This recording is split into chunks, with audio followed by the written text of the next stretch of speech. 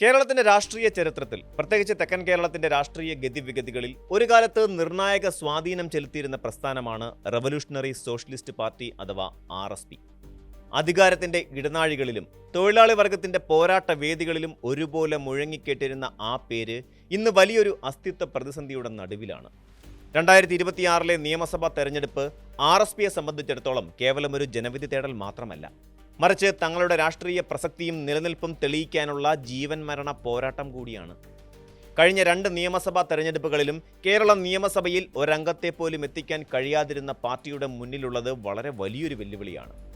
ഇക്കുറിയും ആർക്കെങ്കിലും വിജയിക്കാനായില്ലെങ്കിൽ ഒരുപക്ഷെ കേരള രാഷ്ട്രീയ ഭൂപടത്തിൽ നിന്ന് RSP എന്ന പേര് ക്രമേണ മാഞ്ഞു പോയേക്കാമെന്ന യാഥാർത്ഥ്യം പാർട്ടി നേതൃത്വം തന്നെ ഉൾക്കൊള്ളുന്നുണ്ട്. സ്വന്തം സംഘടനാ ബലത്തിൽ ഒരു തെരഞ്ഞെടുപ്പിൽ വിജയിക്കാനോ അല്ലെങ്കിൽ തനിച്ചു നിന്ന് പരാജയപ്പെടാനോ പോലും കെൽപ്പില്ലാത്ത വിധം പാർട്ടി ദുർബലമായിരിക്കുന്നു എന്ന കടുത്ത വിമർശനം രാഷ്ട്രീയ നിരീക്ഷകർ ഉയർത്തുന്ന പശ്ചാത്തലത്തിലാണ് ഈ തെരഞ്ഞെടുപ്പിനെ അവർ നേരിടുന്നത്. RSPയുടെ ഇന്നത്തെ തകർച്ചയെക്കുറിച്ച് കൃത്യമായി മനസ്സിലാക്കണമെങ്കിൽ അവരുടെ ഗംഭീരമായ ഭൂതകാലത്തിലേക്ക് നമുക്കൊന്ന് തിരിഞ്ഞു നോക്കേണ്ടതുണ്ട്. 90കളുടെ അവസാന കാലഘട്ടം വരെ കേരളത്തിലെ, പ്രത്യേകിച്ച് കൊല്ലം ജില്ലയിലെ ഏറ്റവും പ്രബലമായ രാഷ്ട്രീയ ശക്തിയായിരുന്നു RSP.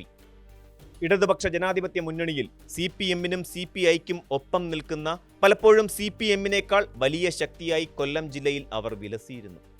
മണ്ഡലം പുനഃക്രമീകരണത്തിന് മുൻപുള്ള കാലഘട്ടത്തിൽ കൊല്ലം ജില്ലയിലുണ്ടായിരുന്ന 12 നിയമസഭാ മണ്ഡലങ്ങളിലെ സീറ്റ് വിഭജനം മാത്രം പരിശോധിച്ചാൽ RSPയുടെ കരുത്ത് വ്യക്തമാകും.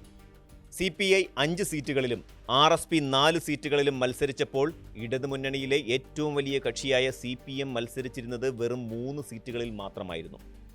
കുന്നത്തൂർ, ചവറ, ഇരവിപുരം, കൊല്ലം എന്നീ മണ്ഡലങ്ങൾ RSPയുടെ അനിഷേധ്യമായ കുത്തകയായിരുന്നു. അക്കാലത്ത് പശ്ചിമബംഗാൾ കഴിഞ്ഞാൽ രാജ്യത്ത് RSPക്ക് ഏറ്റവും കൂടുതൽ വേരോട്ടമുള്ള മണ്ണായിരുന്നു കേരളത്തിലേത്. ബേബി ജോൺ, ശ്രീകണ്ഠൻ നായർ, TK ദിവാകരൻ, K പങ്കജാക്ഷൻ തുടങ്ങിയ അതികായന്മാരായ നേതാക്കന്മാരായിരുന്നു കേരളത്തിലെ RSPയുടെ അടിത്തറ പാകിയത്.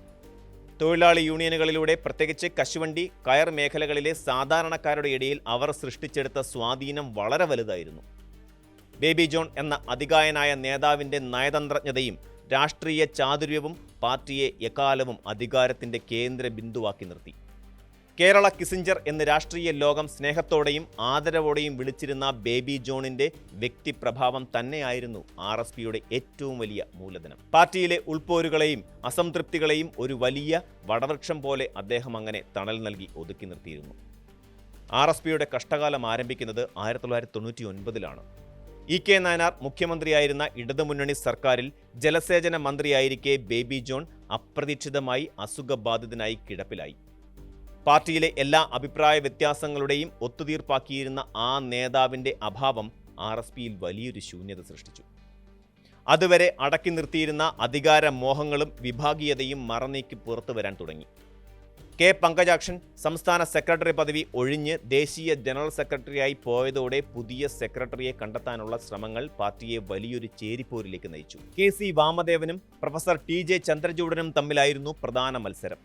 സിറ്റിംഗ് MLAമാരായ professor AV Thamarakshan, Babu Divakaran, T Nanu master തുടങ്ങിയവർ ഒരു വശത്തും ഔദ്യോഗിക ചേരി മറുവശത്തുമായി അണിനിരന്നു. ഒടുവിൽ കൊല്ലത്ത് നടന്ന പാർട്ടി സമ്മേളനത്തിൽ VP രാമകൃഷ്ണപിള്ള സെക്രട്ടറിയായി തെരഞ്ഞെടുക്കപ്പെട്ടു.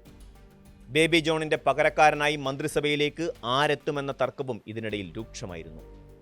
VP രാമകൃഷ്ണപിള്ളയ്ക്ക് നറുക്ക് വീണത് മറുചേരിയെ കൂടുതൽ പ്രകോപിപ്പിച്ചു. ഈ രൂക്ഷമായ അധികാര വടംവലികൾക്കൊടുവിൽ RSP പിളർന്നു. പുറത്തുപോയവർ RSP ബോൾഷിവിക് എന്ന പേരിൽ പുതിയ പാർട്ടി രൂപീകരിക്കുകയും കിടപ്പിലായിരുന്ന ബേബി ജോണിനെ തങ്ങളുടെ നേതാവായി ഉയർത്തിക്കാട്ടുകയും ചെയ്തു. ബേബി ജോണിന്റെ മകൻ ഷിബു ബേബി ജോൺ ഈ വിഭാഗത്തിനൊപ്പം ഉറച്ചുനിന്നു. ഈ പിളർപ്പ് പാർട്ടിയുടെ അടിത്തറയിളക്കി. 2001 തെരഞ്ഞെടുപ്പിൽ RSP ബോൾഷിവിക് UDFനൊപ്പം ചേർന്നു. ഇരവിപുരത്ത് നിന്ന് വിജയിച്ച ബാബു ദിവാകരൻ മന്ത്രിയായി. 2006 ചവറയിൽ ബേബി ജോണിന്റെ മകൻ ഷിബു ബേബി ജോണും ബേബി ജോണിന്റെ പ്രിയ ശിഷ്യൻ NK പ്രേമചന്ദ്രനും തമ്മിലായിരുന്നു പോരാട്ടം. അതിൽ പ്രേമചന്ദ്രൻ വിജയിക്കുകയും ഇടതുമുന്നണി സർക്കാരിൽ മന്ത്രിയാവുകയും ചെയ്തു. എന്നാൽ ഈ അധികാര വടംവലികൾക്കിടയിൽ പാർട്ടിയുടെ ജനകീയ അടിത്തറ വലിയ തോതിൽ ചോർന്നു പോവുകയായിരുന്നു എന്നത് നേതാക്കൾ തിരിച്ചറിഞ്ഞില്ല.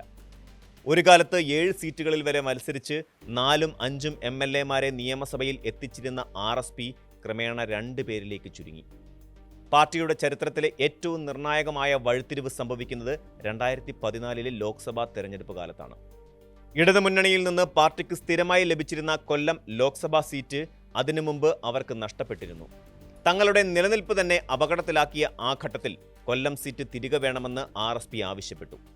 എന്നാൽ മുന്നണി മര്യാദകളെല്ലാം കാറ്റിൽ പറത്തിക്കൊണ്ട് ഉഭയകക്ഷി ചർച്ചകൾ പോലും നടക്കുന്നതിന് മുമ്പ് CPM കൊല്ലത്ത് തങ്ങളുടെ സ്വന്തം സ്ഥാനാർത്ഥിയായി MA ബേബിയെ പ്രഖ്യാപിച്ചു. ഇത് RSPയുടെ ആത്മാഭിമാനത്തിനേറ്റ കനത്ത പ്രഹരമായിരുന്നു. ഈ ഒരു സാഹചര്യത്തിലാണ് പതിറ്റാണ്ടുകളായുള്ള ഇടതുമുന്നണി ബന്ധം ഉപേക്ഷിക്കുക എന്ന ചരിത്രപരമായ തീരുമാനത്തിലേക്ക് RSP എത്തുന്നത്. ആ സമയത്ത് UDF മന്ത്രിസഭയിൽ അംഗമായിരുന്ന ഷിബു ബേബി ജോണിന്റെ കൃത്യമായ ഇടപെടലുകളാണ് RSPക്ക് ഐക്യജനാധിപത്യ മുന്നണിയിലേക്കുള്ള വഴിയൊരുക്കിയത്. തുടർന്ന് RSP ബോൾഷിവിക് വിഭാഗം ഔദ്യോഗിക RSPയിൽ ലയിച്ചു. എന്നാൽ സിറ്റിംഗ് MLA ആയിരുന്ന കോവൂർ കുഞ്ഞുമോൻ ഈ ലയനത്തോട് വിയോജിച്ച് RSP ലെനിനിസ്റ്റ് എന്ന പുതിയ പാർട്ടിയുണ്ടാക്കി ഇടതുമുന്നണിയിൽ തന്നെ ഉറച്ചുനിന്നു. UDFിലെത്തിയ RSPക്ക് 2014 ലോക്സഭാ തെരഞ്ഞെടുപ്പിൽ NK പ്രേമചന്ദ്രനിലൂടെ മികച്ച വിജയം നേടാനായെങ്കിലും പിന്നീട് നടന്ന 2 നിയമസഭാ തെരഞ്ഞെടുപ്പുകളിലും കനത്ത പ്രഹരമാണ് ഏറ്റുവാങ്ങേണ്ടി വന്നത്.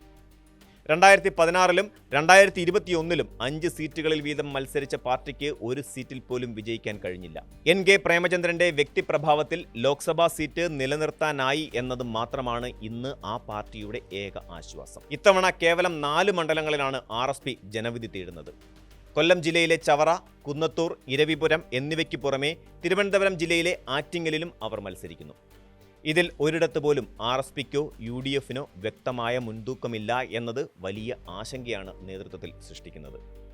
ചവറ മണ്ഡലം ഒരു കാലത്ത് RSPയുടെ പര്യായമായിരുന്നു. ചവറ മുതൽ ചവറ വരെ എന്ന് രാഷ്ട്രീയ എതിരാളികൾ പരിഹസിച്ചിരുന്നെങ്കിലും ആ മണ്ണിൽ ബേബി ജോണിനും പാർട്ടിക്കുമുണ്ടായിരുന്ന സ്വാധീനം അചഞ്ചലമായിരുന്നു. ബേബി ജോണും പിന്നീട് മകൻ ഷിബു ബേബി ജോണും വിജയിച്ചു കയറിയ ആ പഴയ പ്രതാപം ഇന്ന് പക്ഷേ ചവറയിലില്ല. പാർട്ടി സംസ്ഥാന സെക്രട്ടറിയായ ഷിബു ബേബി ജോൺ തന്നെയാണ് ഇത്തവണയും ഇവിടെ സ്ഥാനാർത്ഥി.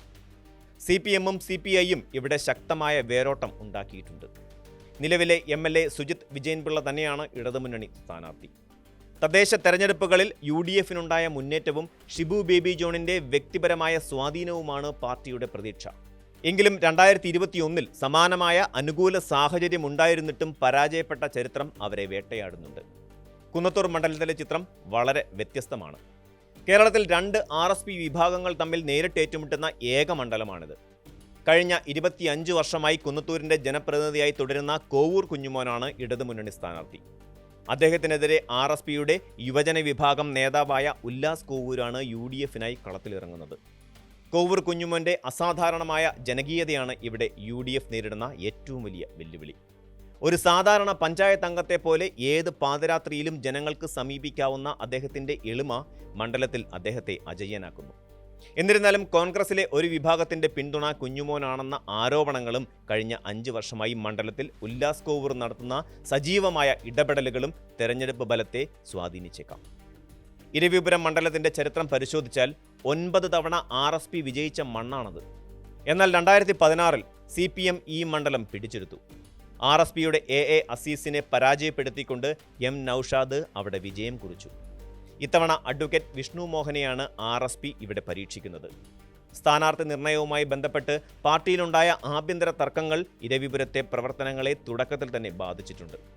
ഇടതുമുന്നണി വലിയ ആത്മവിശ്വാസത്തോടെയാണ് ഇവിടെ തെരഞ്ഞെടുപ്പിനെ നേരിടുന്നത്. ആറ്റിങ്ങൽ മണ്ഡലത്തിൽ സിറ്റിംഗ് MLA ആയ OS അംബികയ്ക്കെതിരെ സന്തോഷ് ഭദ്രനെയാണ് RSP രംഗത്തിറക്കിയിരിക്കുന്നത്. കഴിഞ്ഞ 15 വർഷമായി CPMന്റെ കുത്തകയാണ് ഈ മണ്ഡലം.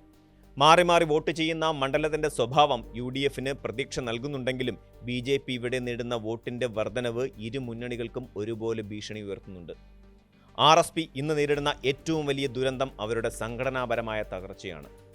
ഒരു കാലത്ത് ഗ്രാമങ്ങളിൽ ശക്തമായ കേഡർ സംവിധാനമുണ്ടായിരുന്ന പാർട്ടിക്ക് ഇന്ന് തങ്ങൾ മത്സരിക്കുന്ന പല മണ്ഡലങ്ങളിലും ബൂത്തുകളിൽ ഇരിക്കാൻ സ്വന്തമായി പ്രവർത്തകരില്ലാത്ത ദയനീയ അവസ്ഥയാണുള്ളത്.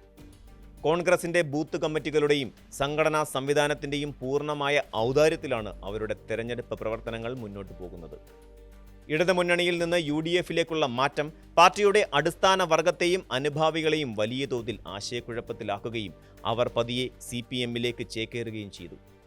പുതിയ തലമുറയെ പാർട്ടിയിലേക്ക് ആകർഷിക്കാൻ കഴിയാത്തതും ആശയപരമായ വ്യക്തതയില്ലായ്മയും ഈ പതനത്തിന്റെ ആക്കം കൂട്ടി.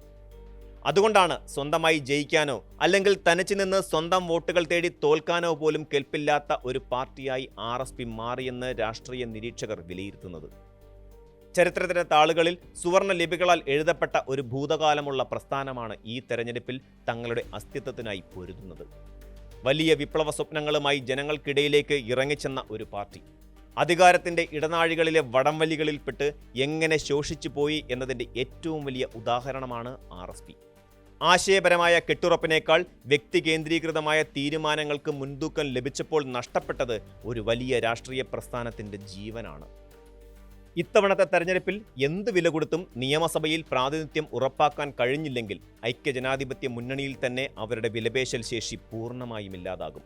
ഷിബു ബേബി ജോണിന്റെ നേതൃത്വത്തിൽ നടക്കുന്ന ഈ പോരാട്ടം പഴയ പ്രതാപത്തിലേക്കുള്ള ഒരു തിരിച്ചു നടത്തമാകുമോ അതോ കേരള രാഷ്ട്രീയത്തിൽ നിന്നുള്ള RSPയുടെ അവസാനത്തെ പടിയിറക്കമാകുമോ എന്ന് കാലം തെളിയിക്കും. ഒരു പ്രസ്ഥാനത്തിന്റെ നിലനിൽപ്പ് എന്നത് കേവലം ഭൂതകാലത്തിന്റെ ഓർമ്മകളിലല്ല, മറിച്ച് കാലികമായ രാഷ്ട്രീയ ഇടപെടലുകളിലും ജനകീയ അടിത്തറയിലുമാണ് കുടികൊള്ളുന്നത് എന്ന പാഠമാണ് RSPയുടെ ഈ അവസ്ഥ മുന്നോട്ട് വയ്ക്കുന്നത്. കൂടുതൽ വാർത്തകൾക്ക് news 18 Keralam YouTube channel subscribe ചെയ്യുക.